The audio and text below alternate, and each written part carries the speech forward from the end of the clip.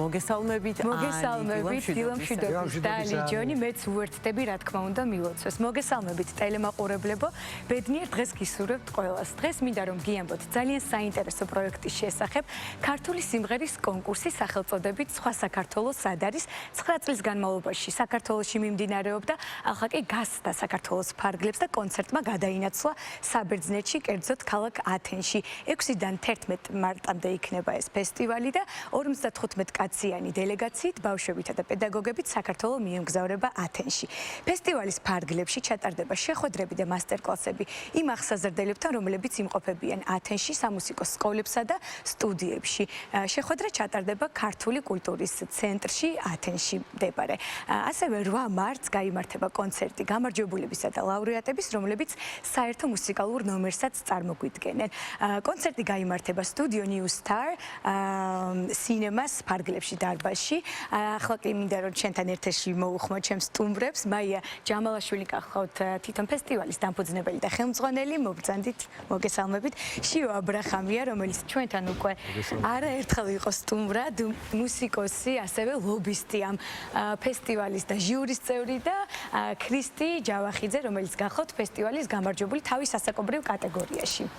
მოგესალმებით კიდევ ერთხელ დიდი მადლობა სტუმრობისთვის. ესე იგი პირველად თავდაპირველად ძალიან დამაინტერესა ამ ფესტივალმა, იმიტომ რომ ძალიან მნიშვნელოვანია ახალგაზრდების, დამწყები მომღერლების, ასე ვთქვათ, პლატფორმის შექმნა და გარკვეული წარმატებისკენ ეს ყველაფერი უბიძგებს მათ და საინტერესო საიდან მოვიდა ფესტივალის იდეა და რა ხდება, ასე ვთქვათ, კადრის მიღმა კულისებში და რატომ ათენი, ესეც საინტერესოა თუ შეგვიძლია. მოგესალმებით კიდევ ერთხელ, მადლობას გიხდით მოწვევისთვის და ესეთი ინტერესისთვის ჩვენი ფესტივალის მიმართ. ფესტივალი შეიქმნა და დაარსდა 2016 წელს. გაგვიჩნდა იდეა, ასე ვთქვათ, მეგობრებს, რომ გაგვეწია ქართული სიმღერის პოპულარიზაცია, მე ამ საქმეს თეატრალურ უნივერსიტეტშიც ვასწავლი და პარალელურად გვინდოდა ეს ყველაფერი გადმოგვეტანა უკვე უფრო ფართო მასშტაბებში და მოზარდებისთვის, ეს არის მოზარდთა ფესტივალი, ანუ სკოლის ასაკის ბავშვები მონაწილეობენ და მღერიან მხოლოდ ქართულად და მარნეულში იმართება, რაც ყველაზე აღსანიშნავია ეს ფესტივალიც და ესეც არ არის შემთხვევითი, მოგეხსენებათ როგორი მრავალფეროვანი და მრავალეროვანი ასე ვთქვათ რეგიონია ქვემო ქართლი და შესაბამისად იქ ქართული სიმღერა აუცილებლად უნდა ჟღერდეს და ამიტომ გადავწყვეტეთ იქ ჩაგვეტარებინა. თავიდან მხოლოდ ქვემო ქართლით ვიყავით წარმოდგენილები და შემდეგ უკვე გაფართოვდა და დღეს უკვე მთელი საქართველო არის ჩართული ამ ფესტივალში. წელს უკვე მე-10-ად ვატარებთ, საიუბილეო წელი გვაქვს და ვემზადებით. გარდა ამისა, ფესტივალიდან ფესტივალამდე გვაქვს ჩვენ ერთგვარი მოძრაობა. რაც მოიცავს რეგიონებში სტუმრობას და აი ამ ჩვენი გამარჯვებული ბავშვების კონცერტებს. ეს უკვე 2 წელია დაახლოებით ეს მოძრაობა გვაქვს დაწყებული და წელს უკვე გავაფართოვეთ საზღვრები და მივდივართ ათენში, სადაც მიყვავს ეს არაჩვეულებრივი ბავშვები. და ათენი მაინც საინტერესოა. იცით რა, ათენში ძალიან დიდი ქართული დიასპორაა. თითქმის უფრო ყველაზე მეტი მე მგონი მთელ მსოფლიოში ქართველობა არის საბერძნეთში წარმოდგენილი და იქ არის არაჩვეულებრივი კულტურის ცენტრი კავკასია, რომელიც ძალიან დიდ და კარგ საქმეს აკეთებს ქართველი მოზარდებისთვის. და სწორედ აი იმით კიდევ ერთი მიზანი რაღა დაგიმალოთ ისიც იყო რომ გვინდა ფესტივალმა გააფართოვოს საზღვრები და უკვე საზღვარგარეთ მცხოვრები ქართველი ბავშვებიც ჩაერთონ დიახ ჩვენს ფესტივალში უკვე და იმათაც შეძლონ ჩამოსვლა და აი ეს პირველი ნაბიჯი ამიტომ გადავდგით საბერძნეთისკენ ასე ვთქვათ და მათგანაც ძალიან დიდი ინტერესი წამოვიდა. ძალიან კარგი ინიციატივა ნამდვილად. ახლა შიოსთან მინდა გადავიდე კითხვით. შიო, გამოცდილების შესახებ მითხარი პირველ რიგში, იმიტომ რომ ბევრი წელია რაც ფესტივალმა დააგროვა თავისი გამოცდილება და თუნდაც რა ხდება კულისებს მიღმა, ესეც საინტერესოა, იმიტომ რომ როგორც ჟიურის წევრი ამ შემთხვევაში ისე ხარ წარმოდგენილი. კი, ნამდვილად ყველაზე საინტერესო პროცესი ხდება სცენის მიღმა, ანუ კულისებში, როგორც ამბობთ ხოლმე, სადაც აი ეს მთელი საქართველოს მასშტაბით უკვე წინასწარ შერჩეული საკონკურსო ბავშვები, გარდა იმისა, რომ ერთმანეთს ეცნობიან, მეგობრდებიან, ასევე ხდება იქნება საკუთარი გარკვეული მცირე გამოცდილებების გაზიარება, აზრთა გაცვლა გამოცვლა და მიუხედავად იმისა, რომ ჟიური როდესაც ქულებს წერს, რასაკვირველია ობიექტურად მკაცრია, ამის პარალელურად გულისხმობს მიღმა ვართ მეგობრულები და ჩვენ თავად ვიძლევით იმ რჩევებს ვამხნევით ბავშვებს, რა თქმა უნდა, რომელიც ერთი შერჩევის ეტაპზე იქნა, მეორე შემთხვევაში უკვე კონკურსის პირველ ტურში იქნა მათთვის გაცემული და დღევანდელ აი ამ ვითარებას, რაც შეეხება ათენში წასვლისას, ვფიქრობ, აი ეს არის ხო ყველაზე საინტერესო პროცესი, იმიტომ რომ აქ ამ ათენის კონცერტის ფარგლებში კონცენტრირდა, თავი მოიყარა ქვეყნის მასშტაბით მართალი ერთი ეს გარკვეულ ფინანსურ შესაძლებლობებთანაც არის დაკავშირებული, მაგრამ საუკეთესო მონაცემების ბავშვები არიან შერჩეული სრულიად საქართველოსდან, თუ არ ვცდებით 16 ქალაქია დღესდღეობით ჩართული, აი როგორც დასავლეთის აღმოსავლეთ საქართველოს მონაწილეები და ეს ბავშვები ხო საკუთარ გამოცდილებას გაუზიარებენ ათენში მაცხოვრებელ ბავშვებს, რომელთაც შემთხვევაში ზოგიერთი მათგანი ჯერ არც კი ყოფილა საქართველოში და ზოგიერთი შემთხვევაში პირიქით ისეთი დიდი მონატრება, ხო, რა თქმა უნდა, დიდი მონატრება და აი აქ იქნება ახლა ძალიან საინტერესო, ესეთი პოპულარული სიტყვა კოლაბორაციული პროცესი წარმოიქმნება, ორი გამოცდილება უცხოეთში მყოფი ქართველობისა და ადგილობრივი ერთმანეთს გაუზიარებს საკუთარ ცოდნას, გამოცდილებას და ჩვენც მაიკოს მიერ შერჩეული პედაგოგები, მე და ასევე უნდა დავასახელო რასაკვირველია პირველ რიგში ნუცა ჯანელიძე, ონისე კახნიაშვილი ჩვენს კომპეტენციაში, ნუცა მოგეხსენება სოლო სიმღერა, საკონცერტო მაესტრო და ოსტატება, ონისე კახნიაშვილი ხალხური სიმღერის მიმართულებით და მე როგორც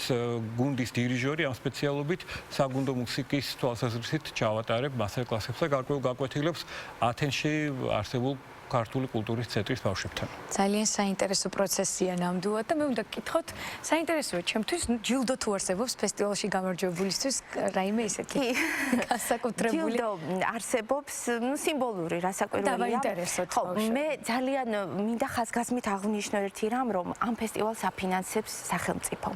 ანუ მასში მონაწილე მუნიციპალიტეტები ძალიან აქტიურად არიან ჩართულები ფესტივალის დაფინანსებაში და შესაბამისად აძლევენ ბავშვებს შესაძლებლობას, რომ გამოაჩინონ საკუთარი შემოქმედება და მათ შორის პედაგოგებს და ძალიან კონკრეტული შედეგები მოიტანა ამ ყველაფერმა და მე უდიდეს მადლობას ვუხდი მათ. ასევე კულტურის სამინისტრო, შემოქმედებითი საქართველო, რომელიც აქტიურად არის ჩართული ამ ჩვენი ღონისძიებების და მხარდაჭერაში, ასე ვთქვათ, კომპანია RMG, არ ვიცი მაქვს თუ არა უფლება თქმის, მოკლედ ეს ის ადამიანები არიან, ვინც ძალიან აქტიურად გვეხმარებიან და ამისთვის უდიდეს მადლობას ვუხდით მათ.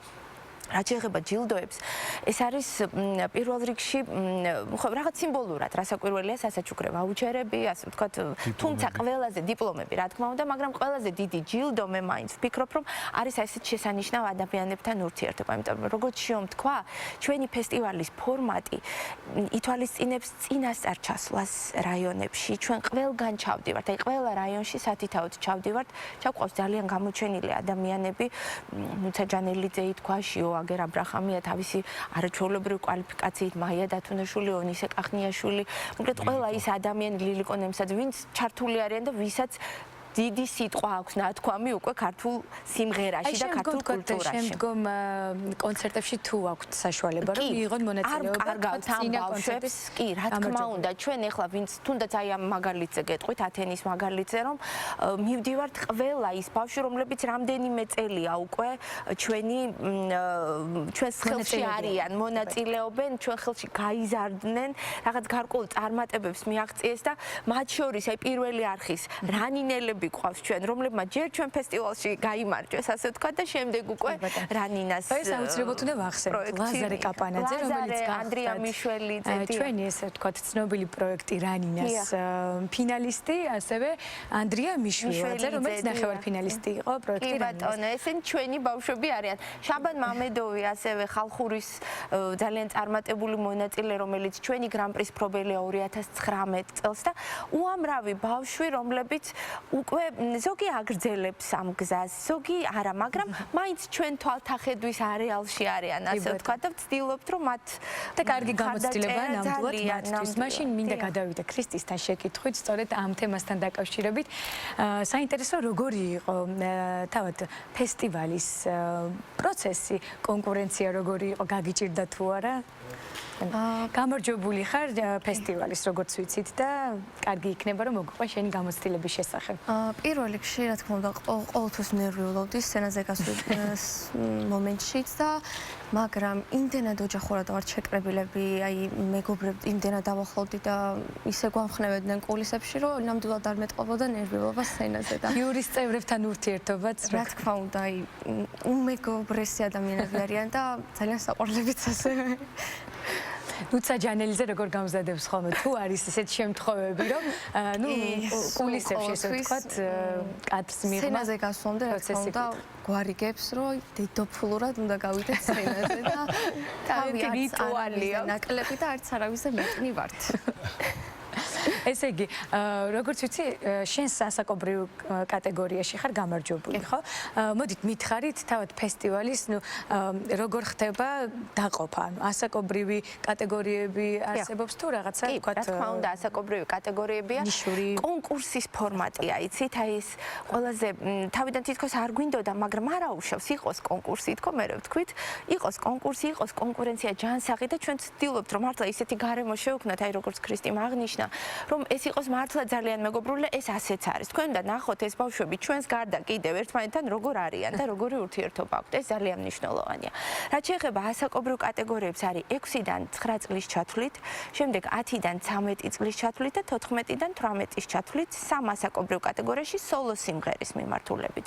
შემდეგ არის გუნდების ნომინაცია ცალკე აღებული, არაჩვეულებრივი გუნდები მინდა გითხრათ, საოცარი გუნდები მონაწილეობენ, ასევე არის ხალხური სიმღერის ნომინაცია ცალკე და ანსამბლების ნომინაცია დუეტი, ტრიო, კვარტეტი, ანსამბლების ნომინაცია. ანუ ფაქტობრივად 4 ნომინაციაში იმართება კონკურსი და ყველა ნომინაციას ყავს თავისი გამარჯვებული. თუმცა გრან-პრია 1 და საერთო შემადგენლობიდან, მონაწილეთა საერთო შემადგენლობიდან გაიცემა უკვე 1 გრან-პრი ხოლმე. გასაგებია. ძალიან საინტერესო. და კიდევ ერთ ხაზს გავუსვამ, ბოდიში მოხდით, ჩვენს ფესტივალში მხოლოდ რეგიონები მონაწილეობენ. კარგი ინიციატივა. თბილისი არ მონაწილეობს, რატომღაც მიუხედავად სურვილისა, გვინდა რომ დაიჩაგრა. ხო. თუმცა რეგიონი სამომავლოდაც დედაქალაქის იცით რა, შეიძლება, იმიტომ რომ უკვე მართლა გაგვივარდა სახელი საკმაოდ და სურვილიც არის. და სავარაუდოდ ალბათ ესეც იქნება, მაგრამ თავიდან ფესტივალის სამომავლო გეგმების შესახებაც ნაწილობრივ გასაგებია უკვე, რადგან ფიქრობთ და ვცდილობთ რომ გავფართოვდეთ და გადავინაცვლოთ სხვა ქვეყნებშიც. ახლა კი მინდა მუსიკალური ნომერი წარმოგიდგინოთ. ქრისტიმ, შეგიძლია რომ გადაინაცვლო უკვე სცენასთან და ჩვენ მაყურებლისთვის მინდა ვახსენო, რომ შევასრულებთ ლილიკო ნემსაძის კომპოზიცია, საკმაოდ რთულ კომპოზიციას სახელწოდებით ხორუმი იქნება თქვენს წინაშე. მე კი მაყურებელს დავემშვიდობები მომავალ შეხვედრამდე, პარასკევამდე.